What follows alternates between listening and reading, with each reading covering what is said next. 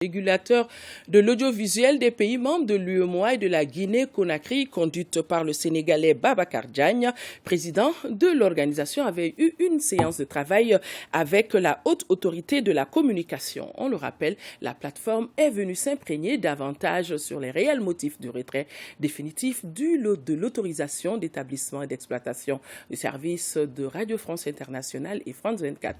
Dans notre pays, encore plus de détails, c'est avec Salimata Ndao. Interdite d'émettre au Mali depuis le 17 mars 2022, Radio France Internationale et la chaîne de télévision France 24 sont définitivement suspendues par la haute autorité de la communication depuis le 27 avril dernier. Pour en savoir davantage sur les actions qui les incriminent, la plateforme des régulateurs de l'audiovisuel des pays membres de l'UEMOA et de la Guinée a jugé nécessaire de se rendre au Mali. La HAC perçoit ce déplacement comme un signe de fraternité. J'ai retenu une phrase quand j'ai échangé avec le président Babacar Diagne au téléphone. Vous m'avez dit ceci: nous tenons à venir vous rencontrer, nous enquérir de la situation, comprendre ce qui se passe, parce que les autres parlent, nous ne parlons pas. Il est bon que nous parlons aussi aujourd'hui. On ne va pas laisser la parole aux Occidentaux dire ce qu'ils veulent, ce qu'ils pensent d'une situation qui existe dans notre pays et face à laquelle nous avons pris une responsabilité. Cette phrase restera gravée dans ma mémoire parce que ça dénote que vous ne venez pas en instance de contrôle, vous ne venez pas en instance d'appel ou de recours d'une décision. Vous venez vous informer de ce qui s'est passé et qui a pu conduire l'organe de régulation du Mali à prendre de telles sanctions. C'est la preuve de la fraternité qui a toujours existé entre nous.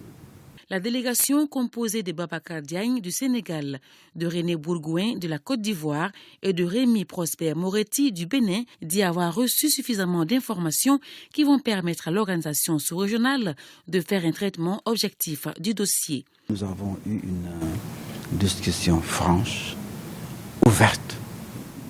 Vraiment, il n'y a pas eu de langue de bois. Elle a duré très longtemps. Il y a eu des vidéos présentées, il y a eu du son également, de radio, on a de RFI. Et nous avons passé en revue l'ensemble de ces éléments diffusés. Et le président Fodji Touré et ses collègues ont été exhaustifs sur les manquements professionnels, manquements à l'éthique, manquement à la déontologie constaté et pointé du doigt par le régulateur malien.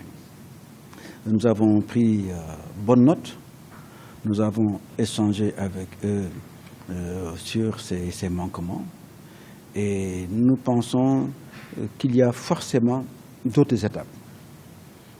Le monde est mouvement, la réalité, n'est-ce pas, audiovisuelle est mouvement. Et nous pensons que des solutions sont possibles. Ces solutions-là, nous allons les envisager avec nos partenaires, membres des autres organes de régulation de l'Afrique de l'Ouest. Nous ne manquerons pas également de répondre aux sollicitations de RFI et de France 24, en tout cas de France Média Monde, qui nous ont sollicité également pour apporter des éclairages par rapport au manquement constaté par le Mali. La plateforme a été créée en 2020. L'un de ses objectifs est d'œuvrer pour le développement du paysage audiovisuel de ses États membres.